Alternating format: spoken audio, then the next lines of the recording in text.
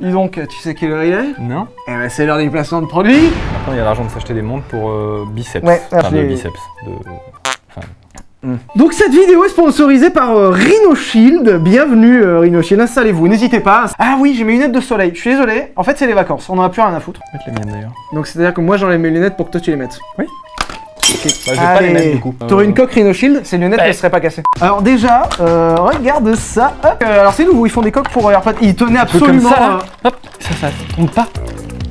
C'est pas mal, non? Donc, Alors, ils font des coques pour AirPods, c'est nouveau. Allez, super. c'était le premier test. Tu sais que c'est un matériau unique chez Rhino Shield qui est censé protéger le téléphone des chutes quotidiennes. D'accord. Ça ne le rend pas incassable pour autant. En fait, tu es livré avec un pack de boutons. Donc toi, tu as pris une coque noire, donc c'est noir. Et tu pousses le bouton. Et tu peux Pousse le commander. bouton un peu trop loin. Et tu peux changer tes boutons. Et moi j'ai pris des boutons transparents Voilà, parce que je donc trouve ça tu plus glisses le joli. bouton dans le bon sens. N'hésitez pas à aller sur le site Rhino Shield avec le lien en description. 15% de réduction avec le code VILLEBROQUIN. Waouh! C'est pas mal, 15%. Il faut que je mette la protection d'écran. Et elle est résistante. Rhino Shield nous a envoyé. Non, tu vas pas le coller maintenant, on n'a pas le temps. Et ils font une collection Naruto.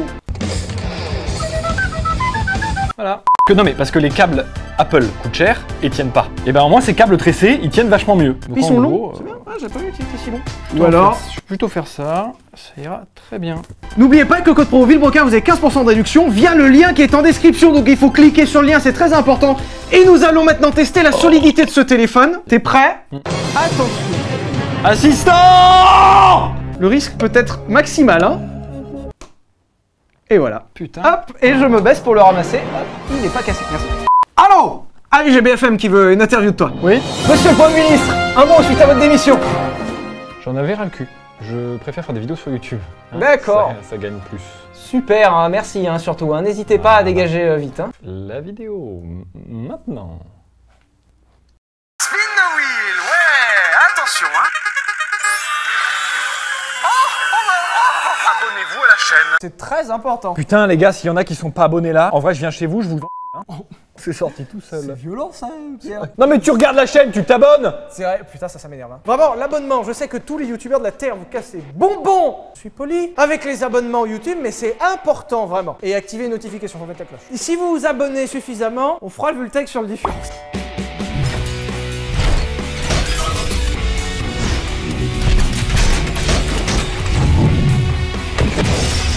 Bonjour tout le monde, bienvenue dans ce Vultec. Nous allons évoquer une voiture que j'adore et que je trouve qui est l'un des plus beaux véhicules jamais existants. Mais je préfère vous prévenir avant, au nom de Villebrequin, nous nous excusons, nous avons menti, le titre n'est pas vrai. C'était tentant quand même. Exam, 400 chevaux. Vous allez le comprendre très vite, c'est pas tout à fait la vérité, mais de toute façon, si je vous dis Vultec sur la Megatrack, personne ne Vous doutez clique. bien, voilà. Bon. Et en vrai, ça vaut le coup quand même d'avoir cliqué les gars, hein, parce que là vous êtes pas prêts de ce qu'on va Et parler. oui, parce que y a beaucoup de gens qui disent nanana c'est du putaclic. Putaclic, c'est quand tu retrouves pas dans la vidéo un truc intéressant qui t'a fait venir. Alors que là, le Il y a concept quand même 402 chevaux dans une caisse un peu barjot, hein. fabriqué par un putain de connard qui fait des voitures sans permis. On lui a envoyé plein de messages pour faire des partenariats avec eux, ils nous ont jamais répondu. Répondez-nous, Exam. Voilà. Ou d'autres constructeurs de voitures sans permis. Au pire, hein, si Exam ils veulent pas faire de la pub avec nous, y a pas de problème, on fera avec les autres. Hein. C'est ça qui est fou. T'envoies des messages en disant on a envie de faire un truc cool, même des voitures sans permis on nous les prête pas. C'est vrai que quand même c'est triste. Aujourd'hui, nous vous présentons l'Exam Megatrack. Alors aujourd'hui, on va parler d'un véhicule incroyable. Je viens de vous le dire, l'Exam Megatrack,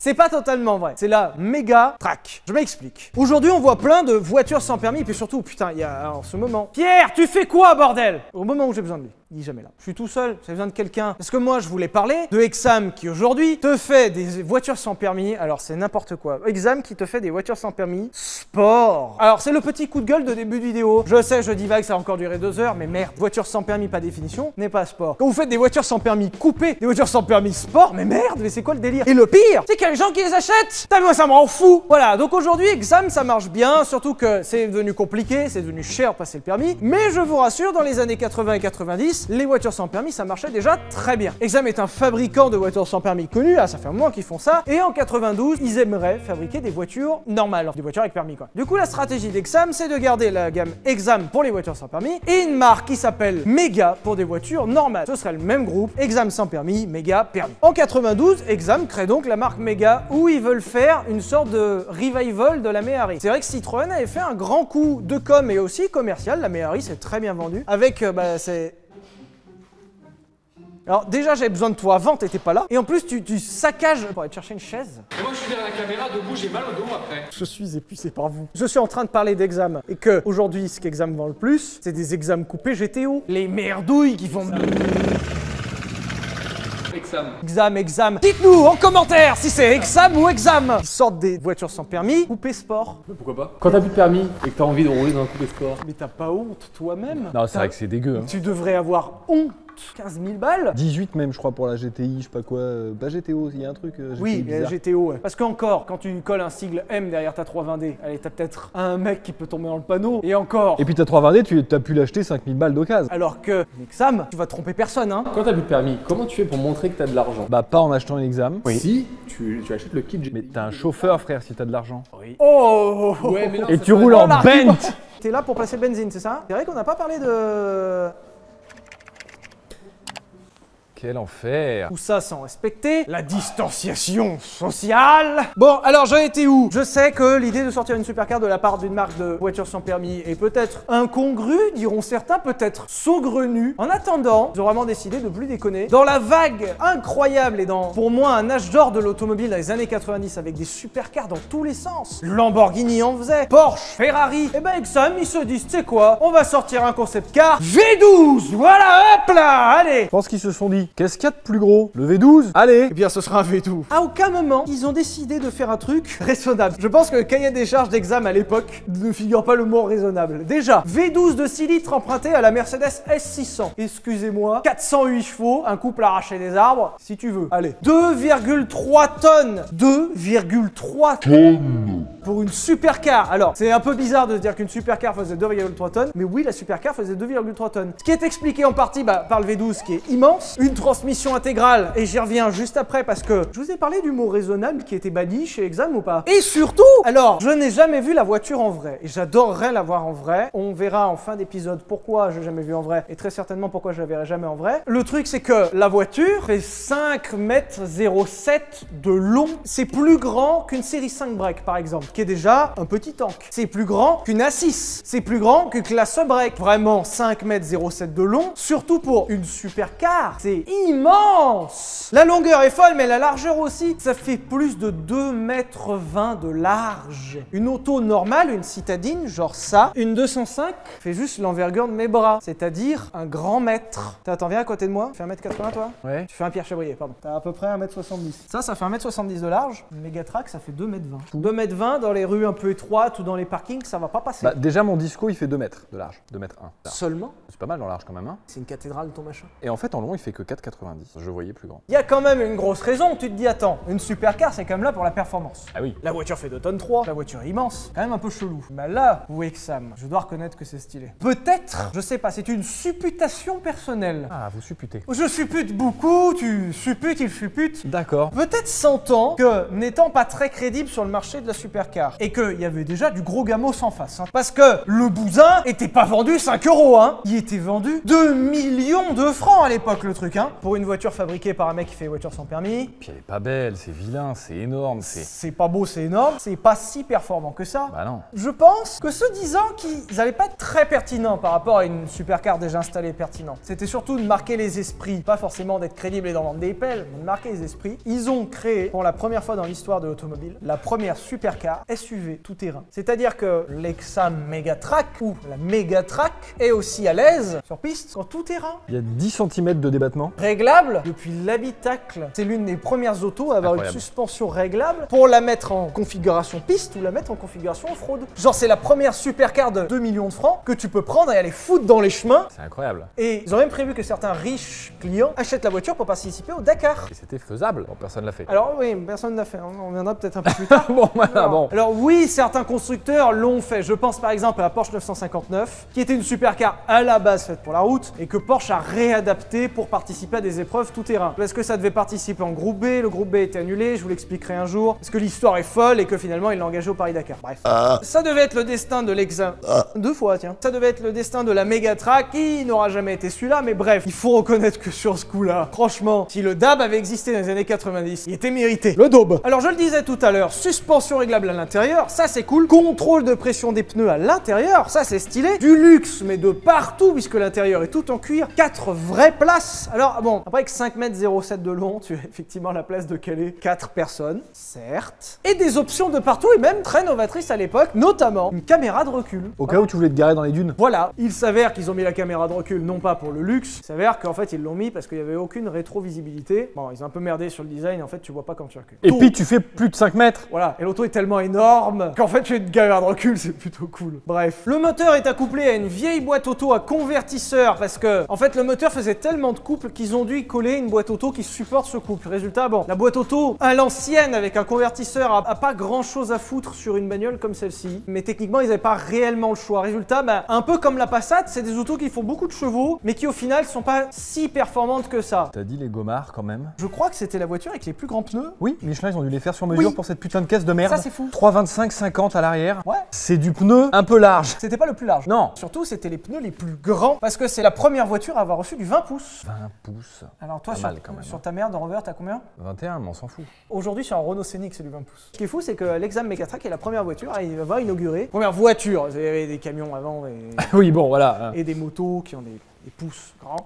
Mais première voiture à avoir eu du 20 pouces. Mais à la base, c'était fait justement pour du off-road. D'où en fait les 20 pouces pour avoir des grands flancs pour bien absorber en off-road. Tout était prévu pour faire du off-road là-dessus. Et ça, franchement, c'est beau. Je précise aussi au passage la vitesse de pointe qui est limitée à 250 km/h, mais qui en fait est physiquement limitée. Genre, ça ne va pas au-dessus de 250 km/h. Ce qui est déjà pas mal hein, pour un truc qui fait du 4x4, mais pour une supercar vendue 2 millions de francs, c'est pas fou. Alors, je fais le parallèle avec l'espace F1 où j'avais dit que c'est bien gentil de me demander de faire des essais d'espace F1, mais en fait, ça n'existe pas. Et une Exam Megatrack, j'adorerais le faire, hein. Ça va pas être pour tout de suite non plus. Il y avait quoi, 5-6 exemplaires? Les sources varient. Je me suis beaucoup renseigné, il y en a un petit peu de partout. Vous vous doutez bien qu'à 2 millions de francs, avec un concept aussi débile, parce que soit tu cherches de la perf, Non, mais attends. pas ça. Parce que moi, la question que j'allais te poser, c'est qui le connard qui va se dire je vais faire une sportive en même temps SUV? Intégrer ici l'essai du Lamborghini Urus. Mais c'est pas pareil, tout de suite la mauvaise foi. Est-ce que l'Urus ils l'ont vendu avec l'esprit de l'engager au Paris-Dakar? Non. Ça parce serait que drôle, un C'est Urus. plus l'époque, mais. Ça serait drôle un Urus Paris-Dakar.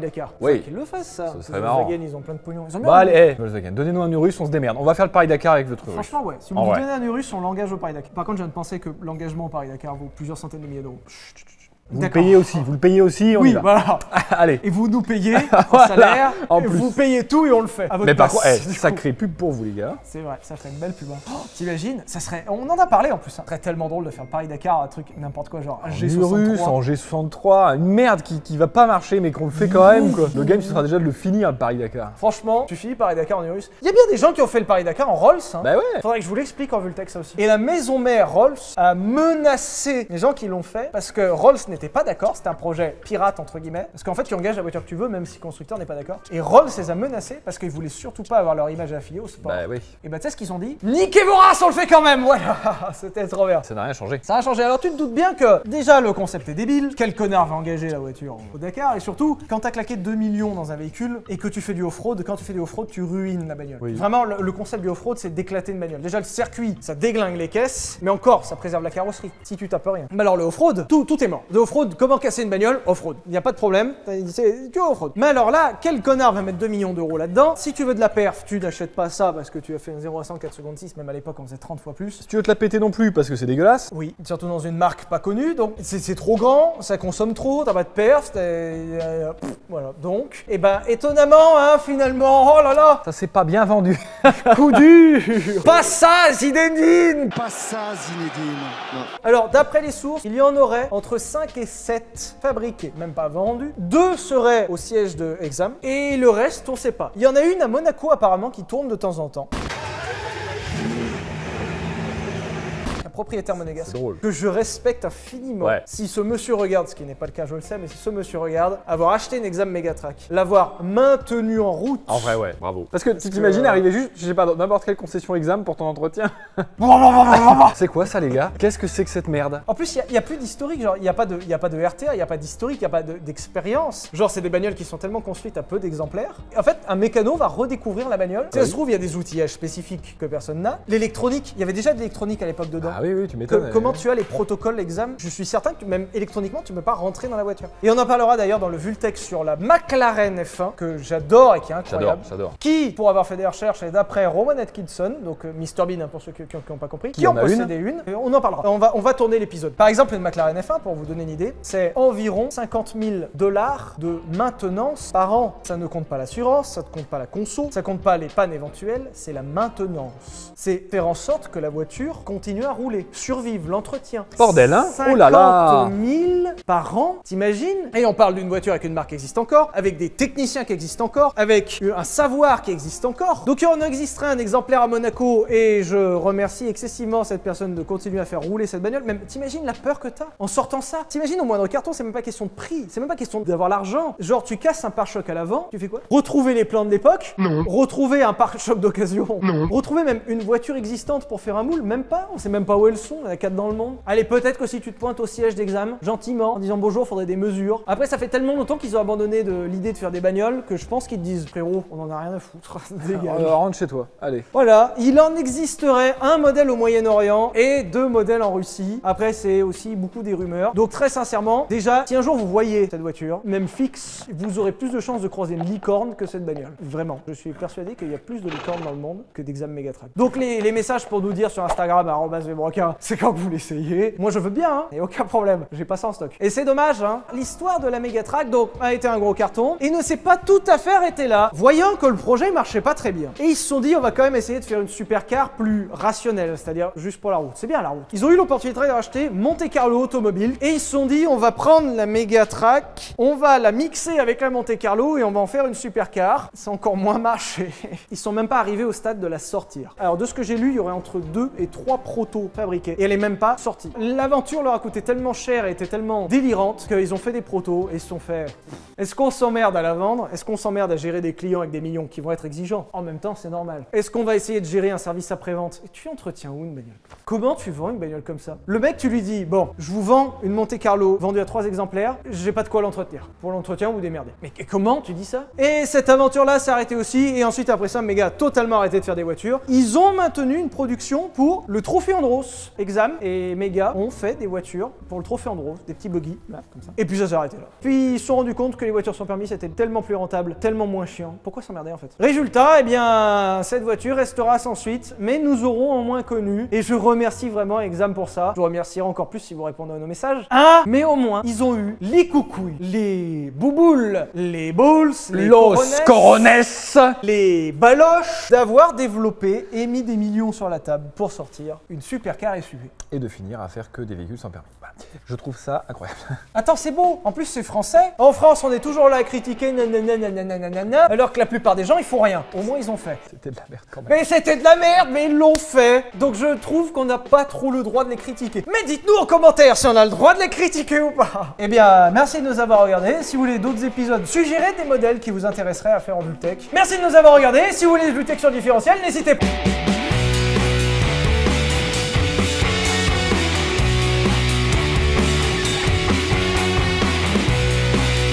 Examen sans permis, méga permis. Ça me gratte la couille, on va pas le garder au montage parce qu'on va encore me dire, dégueulasse, il se gratte les couilles pendant que...